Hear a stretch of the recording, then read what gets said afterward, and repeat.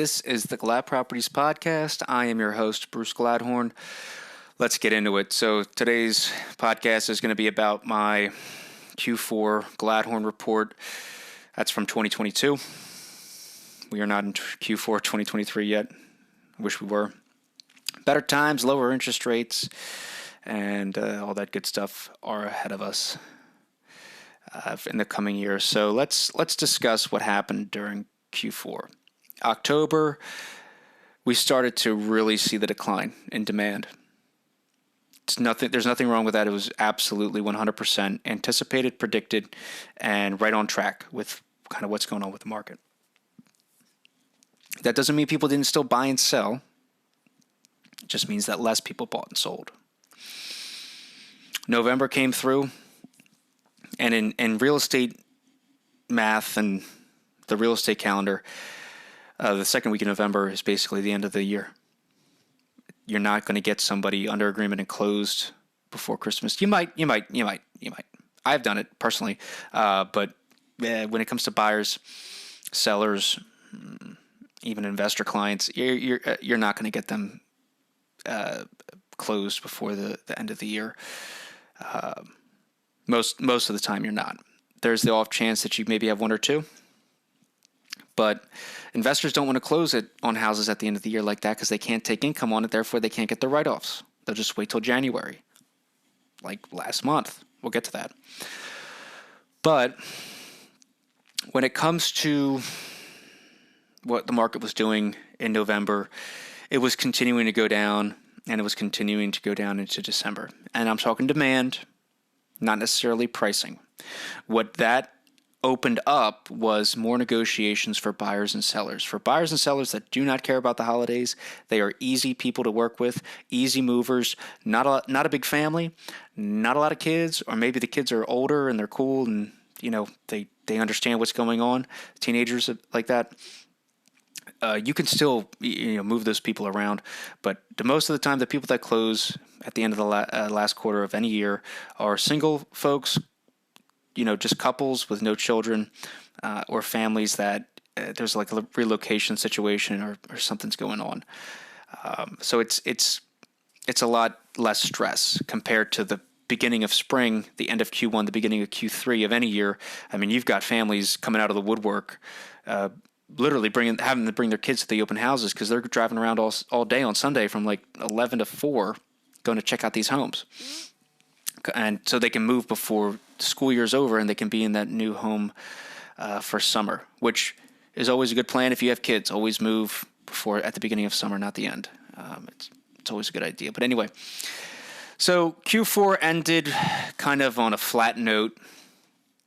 Nothing crazy, nothing exciting, boring, high interest rates, low demand, but there's the holiday season, so who's really going to give a damn about the real estate market during the holiday season? Come on. If you're like the most people, if you're like 75% of people, during the holiday season, you just got chilling on your mind. You ain't doing a whole lot of nothing. Come on. Especially between Thanksgiving and New Year's. Come on. You just want to watch Hallmark movies and chill. Let's be real. It's easy. Play with the dog, hang out with the fam, drink a bunch of wine, maybe eat a turkey or 10. That's all that's on anybody's mind. And you can't really blame them. Unless you're some weirdo like me who's like, I want to get a house during the off season. That's buying and selling a home is just not on your radar. Alrighty. So that's kind of what happened. And it's good. It's good that happened because that drove some prices in some areas down.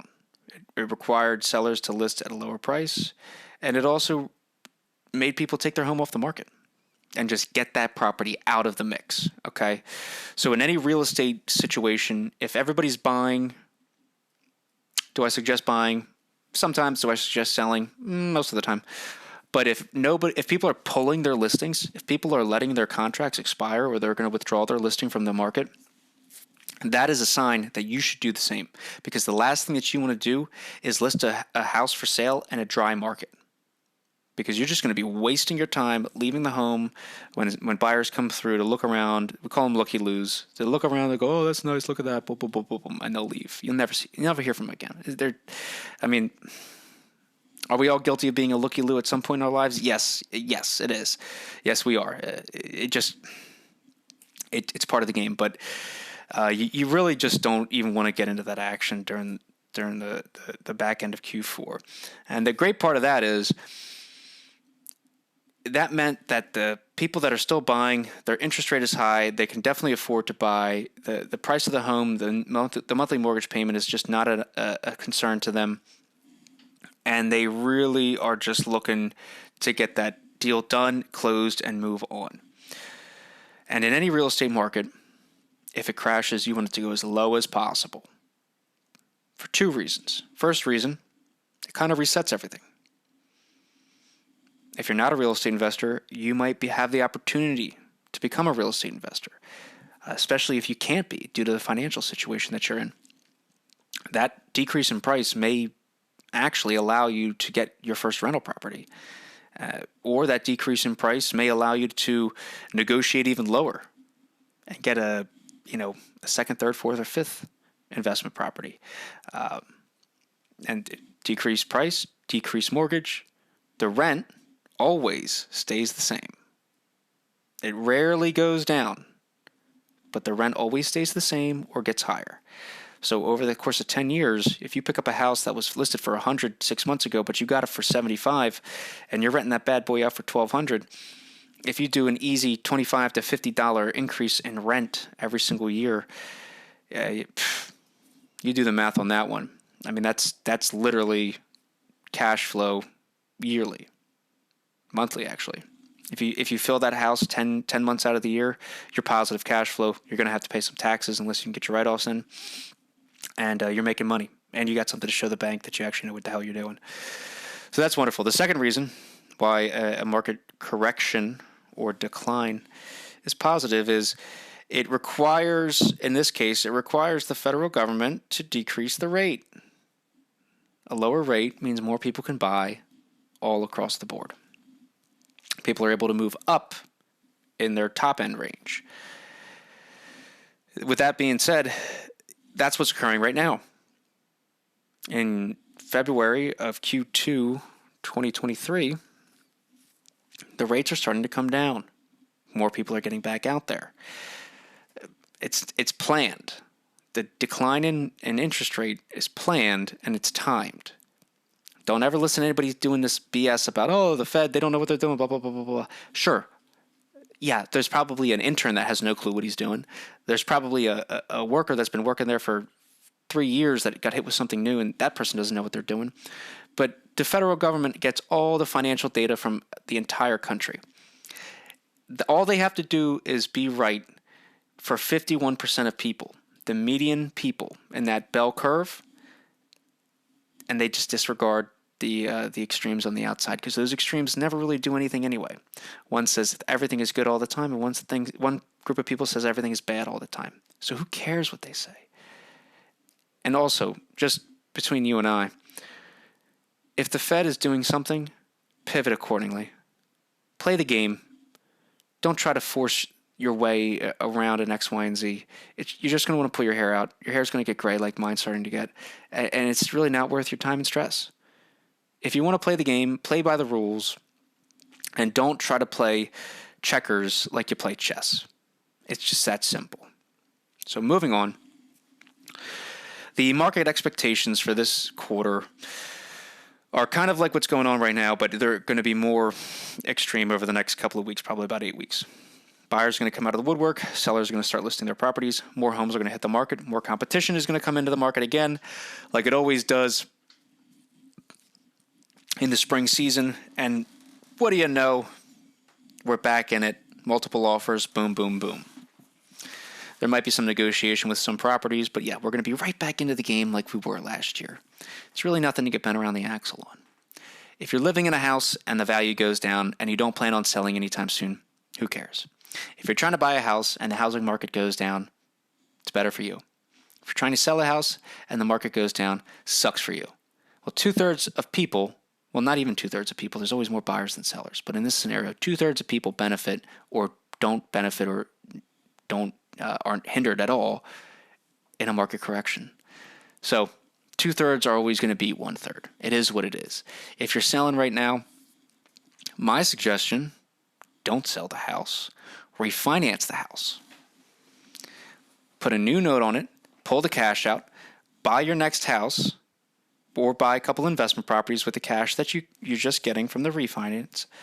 Or do a little combination of both.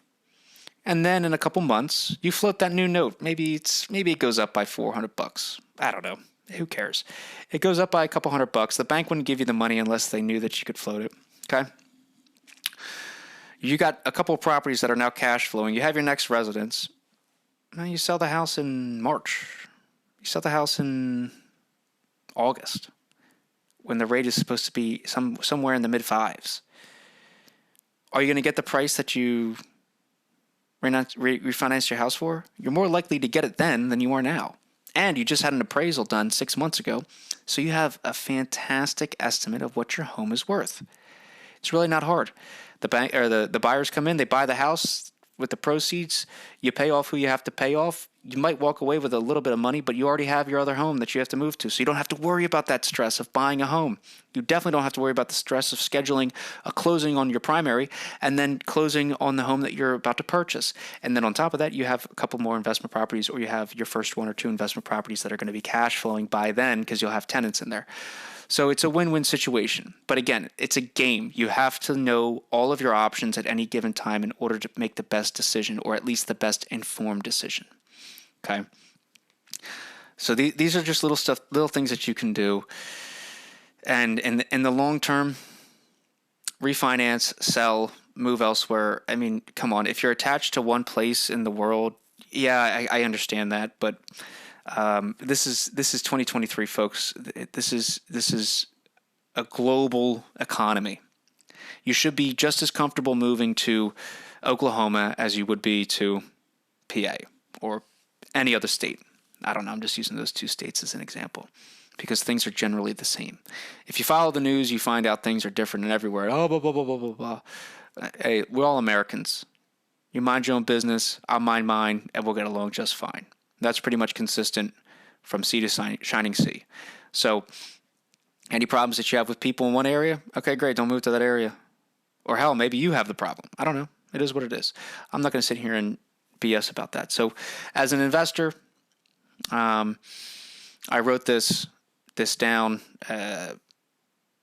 in the report, and I'll elaborate on this, but and I'll take this quote. This year, every landlord or flipper is going to find out if their model is sustainable or needs some work. There is no shame in figuring out the game, but do not let your ego get in the way of a cash flowing unit. That is the direct quote. And that is 100% anticipated for this year, not just by me, by other people in my circle of trust, and other people on the interwebs talking about what's going on and what you should be doing. This year is a learning year for a lot of people to see where your holes are in your boat and see if you can patch them up and fix them. Okay? In all honesty, as an investor, the price you close on the home is directly relevant to your ego. If you're an investor and you see a home and it's listed at 120, you want to offer 100. You're a cheap bum. Go home. If you're an investor and you see a cash flowing unit listed at 120 and you want to offer 115, it's $5,000. Shut up. Buy the damn house at 120, or again, hit the bricks, pal. The only outside or outlier for this situation, or this false scenario that I've created for you here, is if the property is completely condemned and decrepit and all jacked up, and they're trying to sell it at a profit. Okay, there you go. That's where you play the game. But if the home is standing, the utilities are connected, there was a tenant in there 3 months ago, everything looks good, it looks like you could rent it out tomorrow, quit complaining about the price. It costs you money to make money. If you are, the universe works in funny ways, okay? I've seen this personally and professionally. If you save 20 grand on a house, that 20 grand is going to come back to bite you in some way, shape, or form, and it's going to be a little bit more. If you put an offer in, let's say 10% lower, and the seller accepts your offer, that seller knows that that amount of money is needed to be put into that home. Again, use my experiences. Have I done this? Abso-freaking-lutely. Abso-freaking-lutely. I have no problem taking a 15%, I guess now I don't want to say loss, but a 15% price reduction on a listing that I'm selling for an investment property, because I know that there's probably a lot more work that needs to get done in that house. Okay? It's just part of the game. So if you're going to get a deal, you're going to pay. It might not be now. It might not be tomorrow. But it's going to be some time, because that seller knows something that you don't know. And according to the real estate law, if you think that the seller knew about an issue that was at the property, you have to be able to prove that. One of the ways is having that person snitch on themselves. A real estate investor ain't going to do that. And you're probably not going to go to court unless the problem is worth more than $50,000 or it was completely known there's a work order and all that good stuff. Now, I'm not saying that you should go out there and try to screw people over in deals. Personally, we always try to get the CO, everything squared away. We try to make the home ready to be rented immediately upon listing, or actually even prior to listing the home for sale in the market. So we have enough evidence to support that, this home is ready to go, no matter what the condition you may think it is in the municipality or the city or the government, whatever, says that this home is a livable structure. That's a tidbit for you guys. If your area doesn't have a CO, you're kind of out of luck as a buyer. But it's really not the end of the world if it does or it doesn't. But that's just a little tidbit of advice from inside the mind of a real estate guy. And agree, disagree, I don't care. If you agree, you're probably in the game. If you disagree, you have no clue what I'm talking about. That's cool. That's all good. You'll learn, or you won't. And then you're not going to make as much money, and you're probably going to, work 9 to 5 for 40 years and then get a little plaque when you retire and die a year and a half later because you've been overworked for 40 years. So take it for what it is. It's just my opinion. It's just my words. But this year is going to be a challenging year to refine your systems. And this year is probably going to be the best year to take a risk. A risky market demands a risky investment. Okay? You have to fight fire with fire. So if you're looking at an Airbnb, and I'm classifying that as a higher risk real estate investment rather than a long-term rental, long-term being a year or more. A short-term rental, an Airbnb, for example, is a risky investment because you have to assume that people want to come and visit your area for a day or two, a weekend, a vacation, or whatever the case may be, and stay at your place. And then on top of that, if your place sucks, they're going to put the review on there.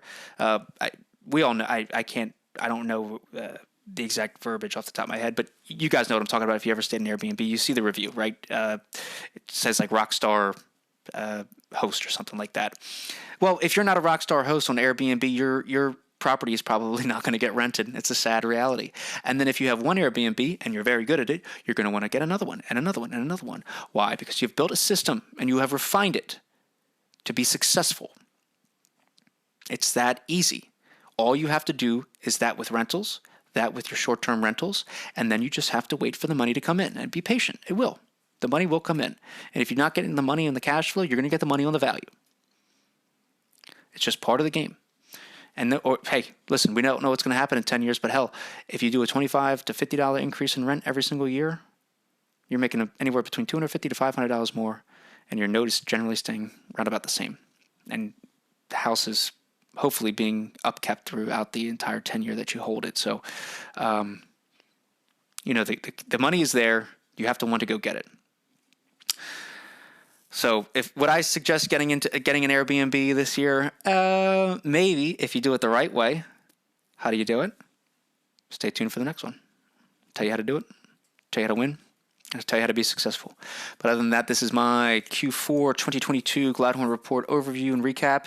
If you have any questions or you want the report yourself, you can check us out on Instagram. I'll post something up there, or you can send us an email if you want the drafted email, the PDF. I don't think anybody wants that. But other than that, we're back in it, gang. It's February. Get your head right. Get it on. Go make some money. Invest it in real estate.